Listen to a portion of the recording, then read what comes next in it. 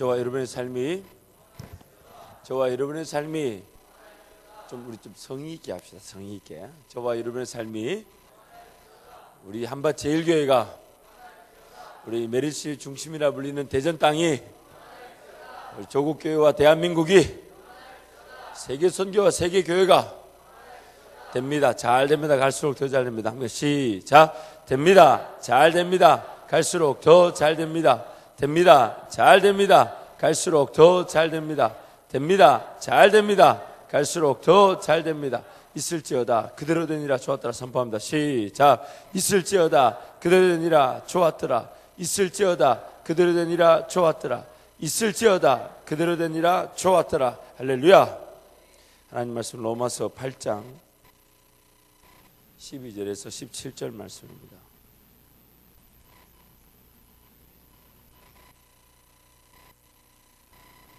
로마서 8장 12절에서 17절 말씀.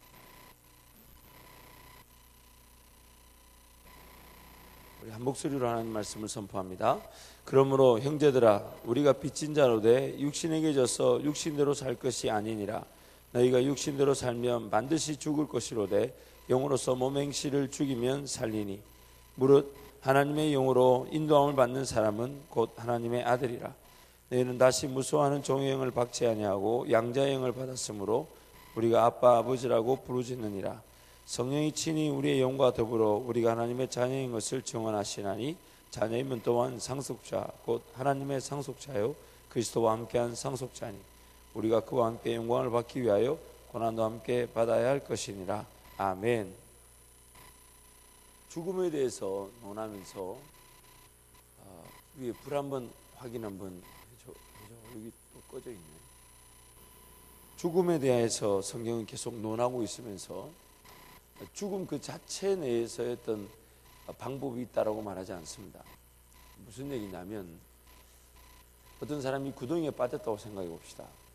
이 구덩이에 빠진 사람에게 이 구덩이 안에서 밖으로 빠져나올 방법은 없다고 얘기합니다.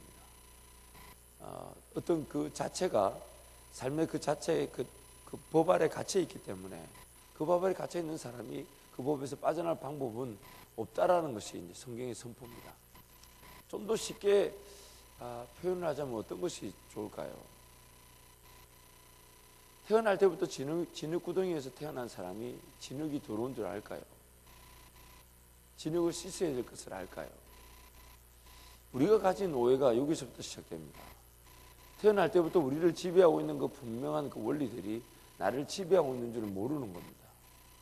그래서 어느 날 나를 지배하고 있는 그 법이 이제 틀렸다고 말하니까 이제는 그 법을 쌓으려고 하는 오류에 또 빠지게 되더라는 것이죠.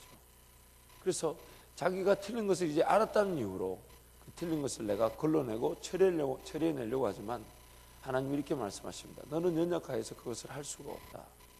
너는 연약하여서 그것을 무엇이 틀린지를 알면서도 그것을 처리하고 해결할 방법이 없다. 그래서 성경이 계속해서 말하는 게 뭐냐면 그러므로 성령을 쫓아야 된다. 성령 하나님께 맡겨야 된다. 성령 하나님을 자꾸 의지해야 된다. 성령 하나님만을 붙들어야 된다. 그렇게 말하고 있습니다. 13절 말씀도 보면 함께 가겠습니다. 시작. 너희가 육신대로 살면 반드시 죽을 것이로되 영으로서 몸의 행실을 죽이면 살리니. 영으로서 몸의 행실을 죽이면 산다. 영으로서 몸의 행실을 죽이면 산다.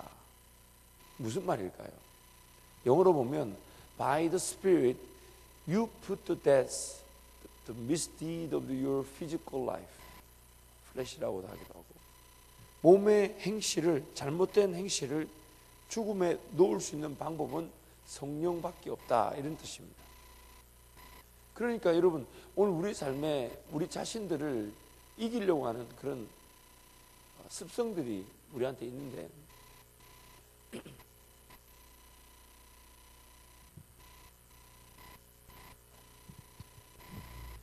오늘 나를 지배하고 있는 이 지배하고 있는 어떤 법들이 내 안에만 법이 있는 것이 아니라 나는 이미 그 죄와 사망이라는 분명한 법에 갇혀 있다고 말합니다.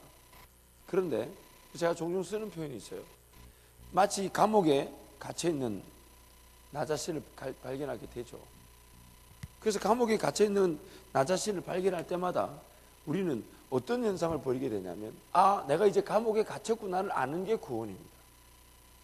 세상 사람들과 우리의 차이가 뭐냐면, 아, 감옥에 갇혔구나라는 것을 아는 것이 우리의 구원받은 자들의 특권이에요. 그러니까 감옥에 갇힌 걸 이제 발견하고 나면부터 그다음 사람 자기 힘이 들어가기 시작하는데, 그게 뭐냐면 이 새창살을 이제는 자기 힘으로 벌려서 나오려고 한다는 거죠. 그래서 시간을 정하고 어떤 행위적, 조건적, 삶의 신앙적 형태가 나오기 시작합니다. 내가 이걸 해야지 하면 내가 이런 은혜가 주어지겠지. 내가 이걸 해야지 이렇게 하면 나에게 뭔가 특별한 은혜가 있겠지. 이걸 하면 내가 뭔가 누리겠지. 이런 자기도 모르게 자꾸만 어떤 조건적인 신앙의 형태들이 나오기 시작하죠. 물론 그것이 어느 정도 도움은 되지만 궁극적인 자유가 나타나지 않습니다. 근데 성령을 쫓아 행한다는 말은 뭐냐면, 우리가 이걸 틀린 것을 안다 해도 이 감옥에서 나올 수술의 방법이 없기 때문에 성령께서는 문을 열어놓고 이렇게 따라오라고 그러게 하십니다. 따라오라고 그러십니다. 근데 우리 본성이 이게 마음에 안 드는 거예요. 이게 문을 열어놓고 따라오라는 이게 마음에 안 드는 거예요.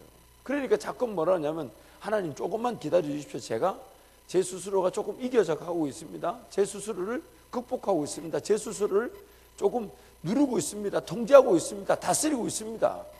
조금만 기다려달라고 요거 붙들고 여기를 안 따라가는 거예요.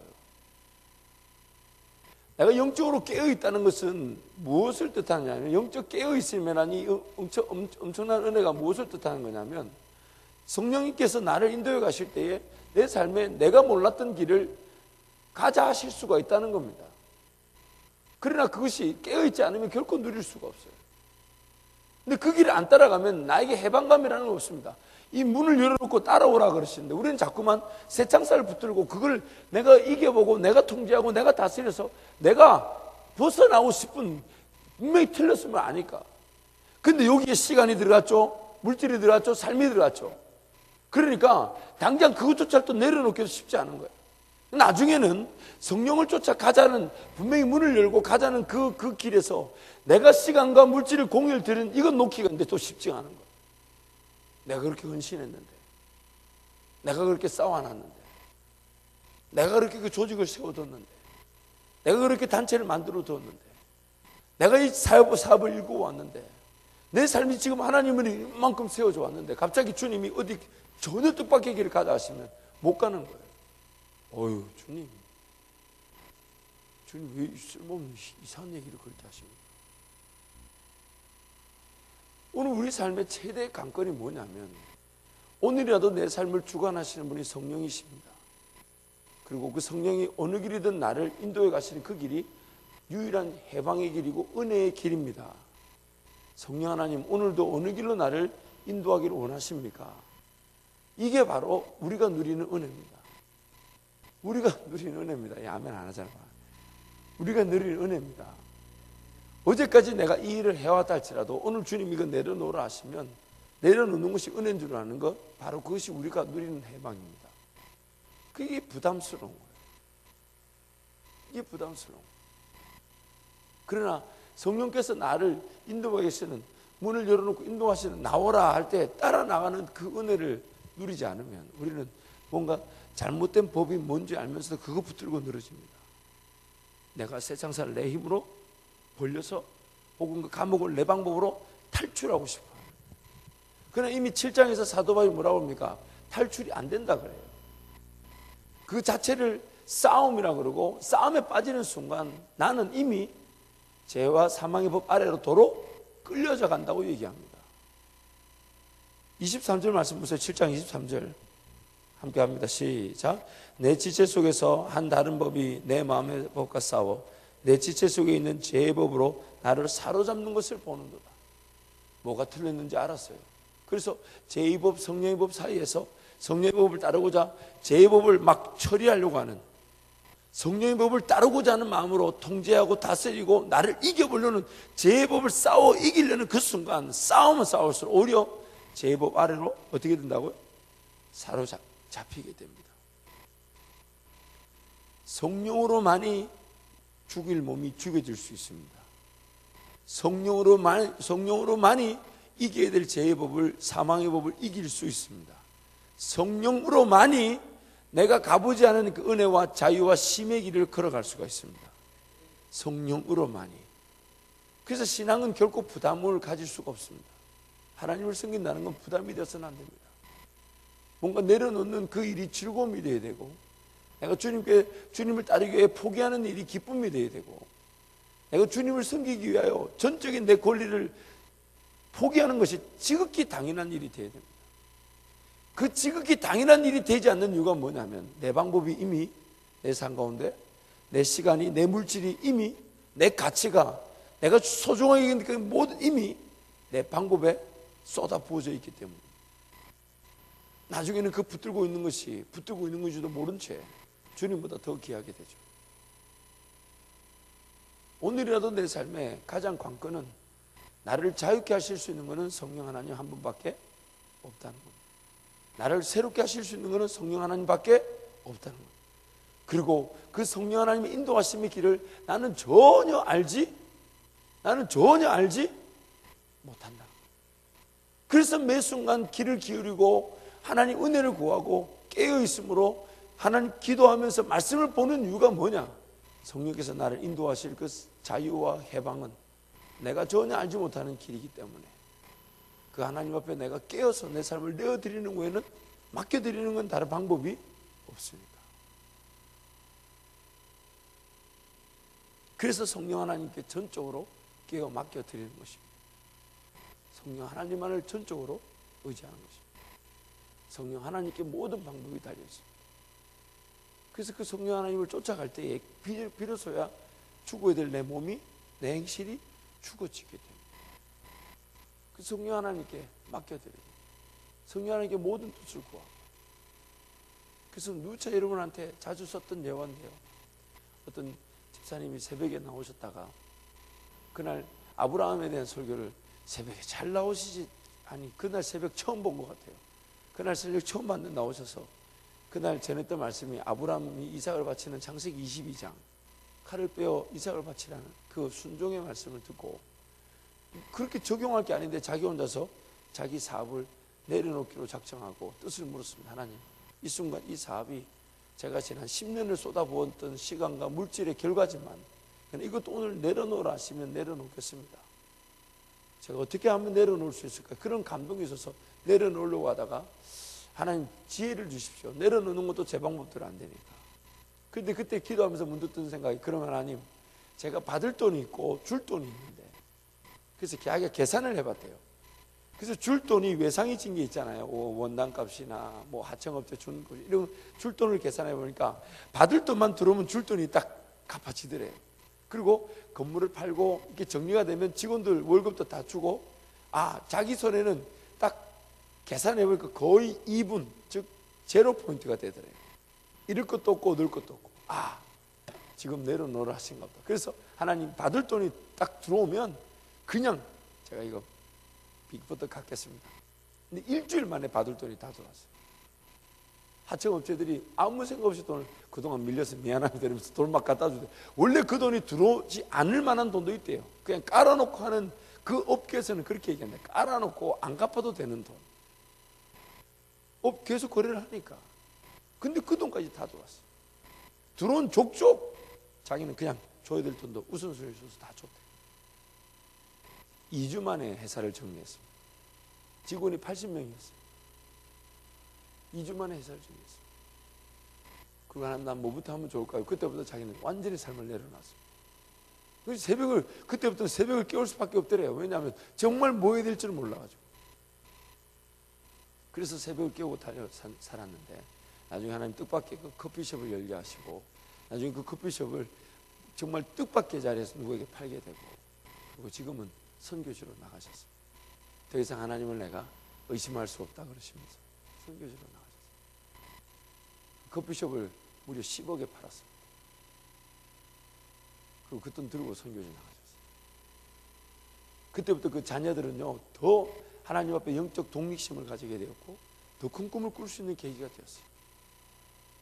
그래서 하나님 앞에 더 놀라운 꿈을 가지고 걸어가는 자녀들은 자녀들에도 하나님 음성을 듣는 기회가 되었고, 그분들은 그분들대로 복음을 전하는 기쁨의 자리에 서게 되셨죠.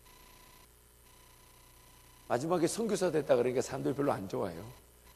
마지막에 막 회사 정리했는데 나중에 더 큰 부자가 됐다 이렇게 돼야 이게 뭔가 간증이 되는데, 그분 나중에 선교사 갔다 그러니까 조용하잖아요. 좀 조용, 별로 감동도 없고, 아이고 나는 그런 거 일어나면 안 되는데 뭐 이런 분위기.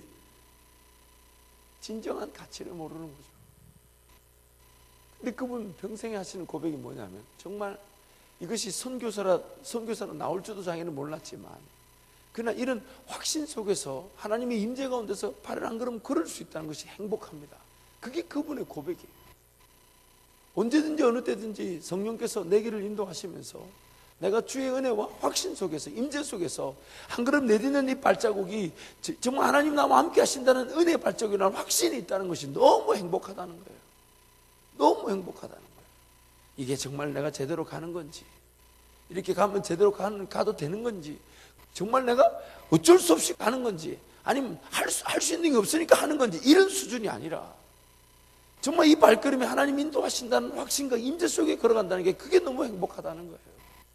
그래서 자기는 평생 선교사로 꿈도 꾸지 않았는데 오늘은 이만큼 와 있더라는 거예요. 이만큼. 그것도 억지로 끌려온 게 아닌 기뻐서 즐거워서 자발적으로 행복해서 그냥 이만큼 왔다. 그 이만큼, 이것도 너무 좋다는 거예요. 너무 좋다는 거예요. 그 선교지에서 이 두 분이 영어로 가르치는 유치원, 초등학교, 이제 고등학교까지 하고 계십니다. 조만간에 우리가 방문하게 됩니다. 아프리카에서 영어를 가르치면서 얼마나 귀한 사역을 잘하죠. 알고 봤더니 그 시북역 거기 선교지에 다 쓰지도 않았어요. 그걸 기금을 만들어 놓고 그걸로 공장을 세워서 장학금을 주고 있어요. 자기네들이 하는 영어학교에는 그 아프리카 원주민들한테 돈을 받고 영어를 가르쳐 주고 있어요. 사업을 하셨던 분이니까 쉽게 그걸 막 펑펑 그렇게 쓰지 않으시죠. 귀한 줄 알고 부가가치를 만들어내서 거시적인 안목에서 하나님 나라를 세우고, 그 하나님이 그 사업을 그런 선교지에서 그런 영향력 있는 그 자리에 세우시기 위해서 다 빚어놓으신 길이라고 그분 그렇게 고백하십니다. 얼마나 재미있어 하신지 모릅니다. 얼마나 재미있어 하신지 모르죠. 이제는 그 부가가치가 워낙 공장이 잘 돼가지고 병원도 세운다 그러고 도서관도 세운다고 그러세요.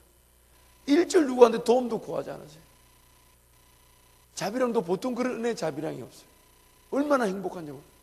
그 자기가 그러더라고요. 제가 이거를 꿈꿨는데 그동안 사업에 매여서 이거를 모르고 걸어왔다고. 근데 하나님의 방법 들어오니까 이걸 드디어 하게 됐다.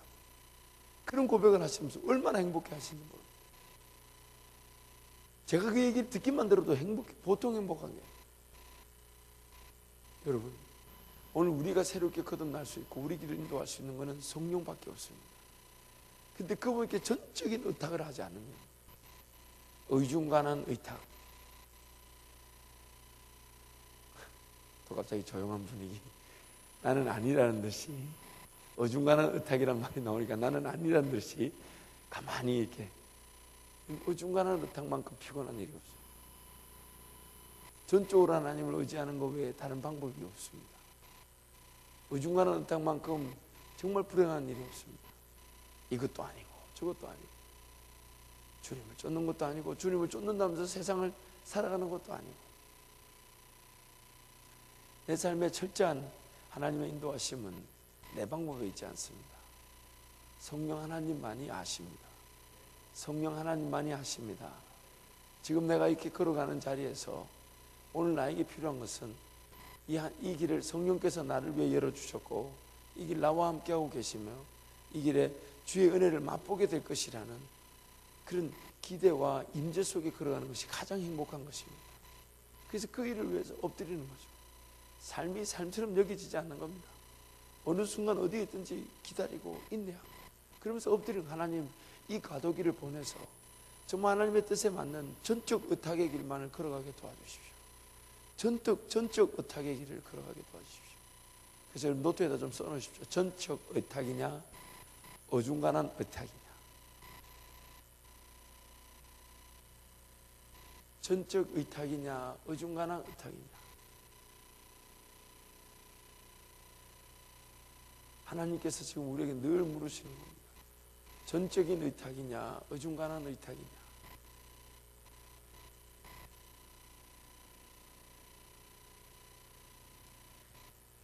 여러분 잊지 마셔야 될 게 있습니다.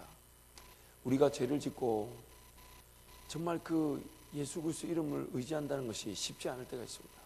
내가 이렇게 또 죄를 짓고 또 이런 죄를 짓고 또 이런 죄를 짓고 또 예수를 또 붙들고 염치 없이 하나님 앞에 달려 나와야 되는가? 그렇게 우리 마음이 갈등을 할 때가 있어요. 그러다가 막 거의 정말 염치 없고 부끄럽고 죄송하지만 그냥 붙잡히다시피 주님 또 예수 이름 의지하여 또 제가 하나님 앞에 무릎을 꿇습니다.